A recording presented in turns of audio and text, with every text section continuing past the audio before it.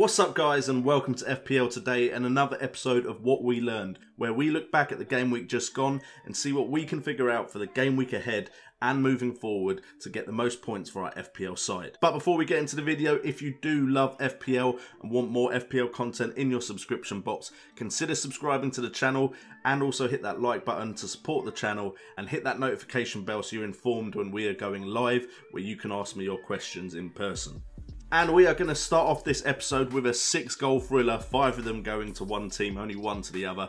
And that's the game of Arsenal versus Everton, which ended up 5-1 in Arsenal's favour.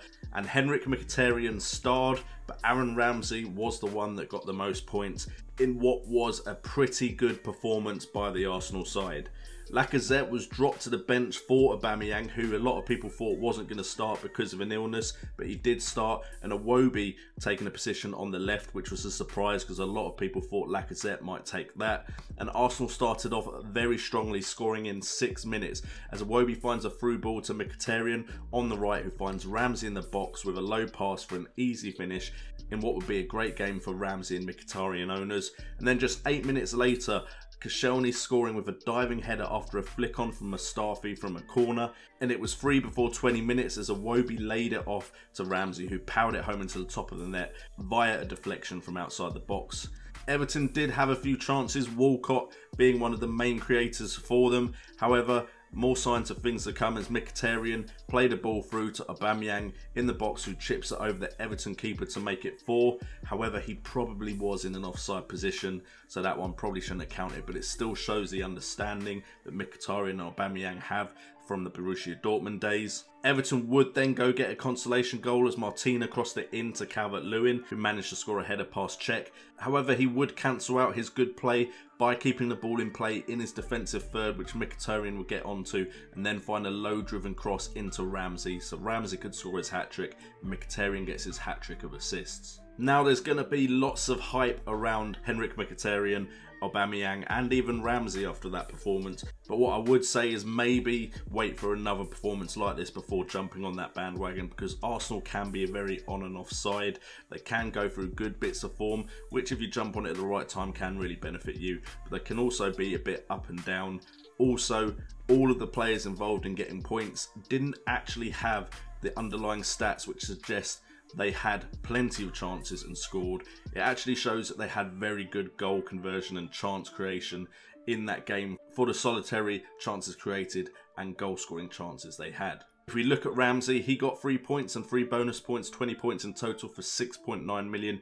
However, he had a chance every 25 minutes, so he didn't actually have that many more chances than he scored, and he also only created a chance once in the game. And then we have Henrik Mkhitaryan at 7.8 million. He got 13 points from 3 assists and 2 bonus points. However, he only had a chance in each half and he only created 3 chances. However, they were all great chances that were put away. Now, if they keep creating chances like this, if Mkhitaryan always creates big chances, then this could continue. But ideally, you want to see underlying stats higher than the amount of goals or assists that they're scoring, because that means it's more sustainable in the long term. So we'll have to watch more performances from Arsenal to see if these players are going to continue to score the way that they do. Moving on to the West Brom versus Southampton game, this was a 5-goal thriller and a lot more competitive, as we actually saw a pretty good battle between two sides that need to start finding form. We have Daniel Sturridge starting up top with Rondon for West Brom, and Southampton starting their new signing Carrillo, and only took 4 minutes of action before a goal was scored as Hegazi scores his first goal since the opening day with a powerful header from a Chris Brunt corner. Chris Brunt also did very well in this game, but just fell outside of the players I'm going to talk about mainly. There were chances for both sides after this before a short corner was worked out to Lamina outside the box, who absolutely drilled it into the top left in a game week where there were some absolute screamers scored, and that made it 1 apiece. Another set piece and another goal as Ward-Prowse played it short and Stevens managed to get a looping header into the far corner. Then Carrillo wins a free kick. There's a bit of argument between Ward-Prowse and Boufal. However, Ward-Prowse takes it and scores a nice low-driven and curling shot into the far corner. And then finally a goal from open play as Chris Brunt plays in a great cross that Rondon manages to knock onto the far post to make it 2-3 to finish. I'd also like to quickly mention Sturridge showed some signs of the former player he used to be, and if he can stay fit and if West Brom can create him some chances, he could be scoring some FPL points. The players we're going to look at are James Ward-Prowse at 5.1 million and Lemina at 4.8, and if they can continue their form in the way that they did in this match, there's a potential that they could be very good fifth midfielders. Ward-Prowse getting 12 points from 1 goal and 1 assist and 2 bonus points. However, he only actually created 1 chance and had a chance in each half. So again, the underlying stats aren't great here, and the same goes for Lemina, who actually scored 10 points from 1 goal and he got 3 bonus points. However, he only had 1 chance and created 1 chance in the entire game.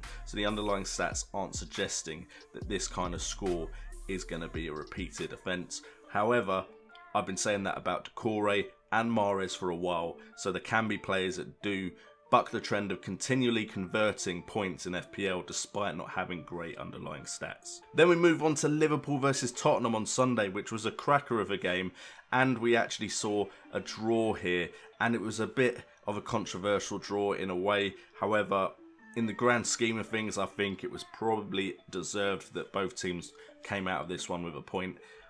The lineups were pretty standard, and it took 3 minutes for Liverpool to score, as Tottenham, maybe they didn't get their act together quick enough. They were at 6s and 7s in defence, and miscommunication caused Eric Dyer to play one of the most lethal players in the Premier League through on goal, Mohamed Salah, who managed to slot it home for the first.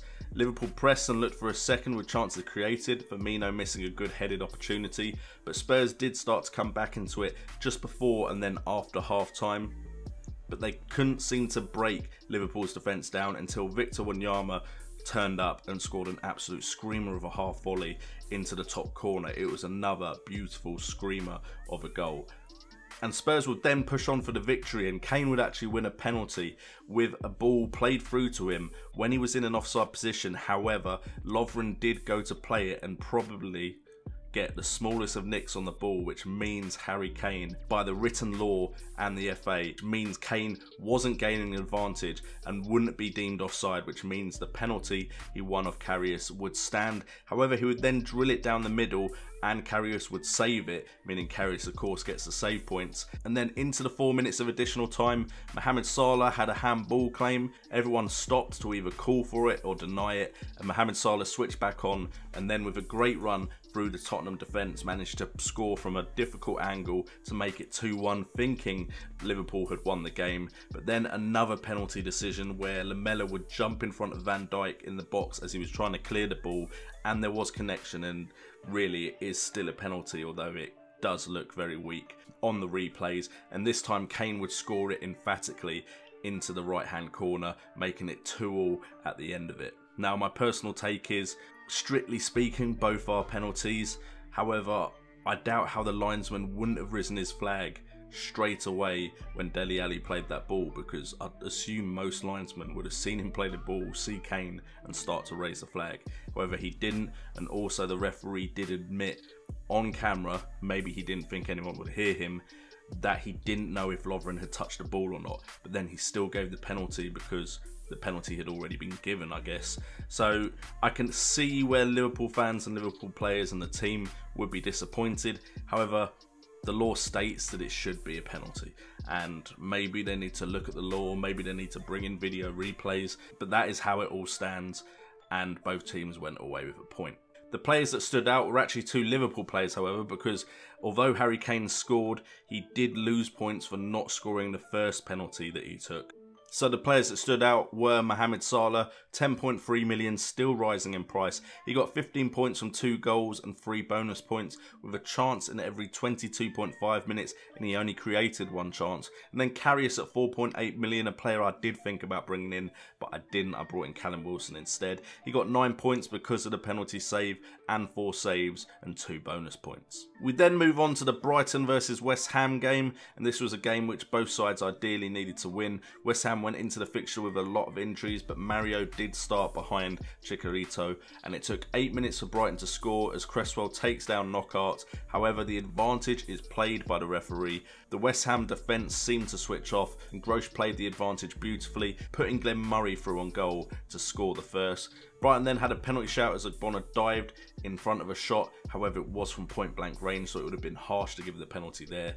Chicharito would give West Ham some hope after that as he ran onto a nice passing move by West Ham, which he started and blasted it into the top corner. And West Ham looked dangerous at this point in the game. However, some magic from Izquierdo with another worldie saw him curl a long shot over the West Ham keeper into the far corner. And then Grosh would put the final nail into the coffin with a turn and a goal from outside the box at the left-hand side of the goal. And the players that stood out, of course, as Brighton managed to beat West Ham again, was Grosh at 5.8 million, 13 points from 1 goal and 1 assist with 3 bonus points, with a minute per chance at 16.6 and a minute per chance created at 21 minutes. He does look like a good option, even when there are going to be quiet periods. Can turn up with FPL points like 13 in a game week. And then Izquierdo, 5.9 million. You would have got 8 points from 1 goal and 2 bonus points. He had a chance every 30 minutes and he created a chance in each half. And then finally, the other performers are Goodmanson at 5 million. He actually played in the Burnley side that were dominated for the majority of the game against Man City.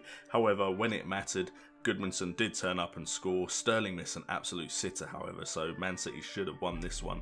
Goodmanson got 10 points from 1 goal with 3 bonus points, 1 chance in the game, which he of course took, and he created a chance every 30 minutes. And the Crystal Palace versus Newcastle game, we've got Milojevic, 4.7 million. He seems pretty nailed on with his penalty taking duties and he pops up with a goal again. So he looks like a decent shout at 4.7 million because he seems to be pretty secure at penalties. He got 10 points from 1 goal, 3 bonus points. He had a chance in each half and he created 1 chance in the game.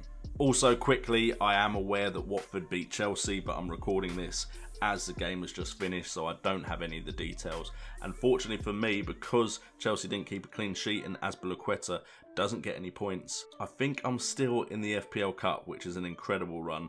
I was only 4 points ahead, and it looks like with Azpilicueta not getting any points, I should be going through, so fingers crossed. Shame I couldn't stream my reaction to that game, because that could have been pretty good. Apologies if you were going to join in with the stream, because I did cancel it pretty last minute, but unfortunately some stuff came up.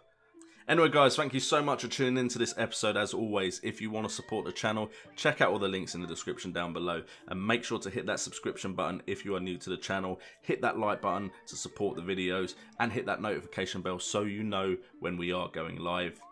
I've been JNO, this has been FPL Today, and remember, it's all about the game. And then a solitude chart, and then a solitude.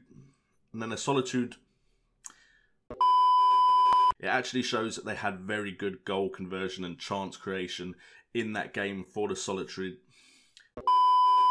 So that would see Salah at 10.3 million getting 15 points from 2 goals and 3 bonus points. Did he really get 15 points? Goodmanson got 10 points from 1 goal and 3 bonus points with a chance. Did he get 3 bonus points? And then in the other game, Crystal Palace versus Newcastle, Milojevic. And I put him in there because you know I can't say his name, so let's try that again. And the Crystal Palace versus Newcastle game, we've got Milojevic.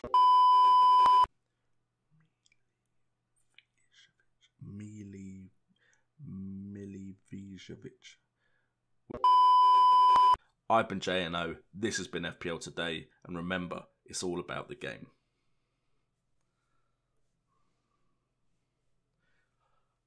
I don't know what to switch off first.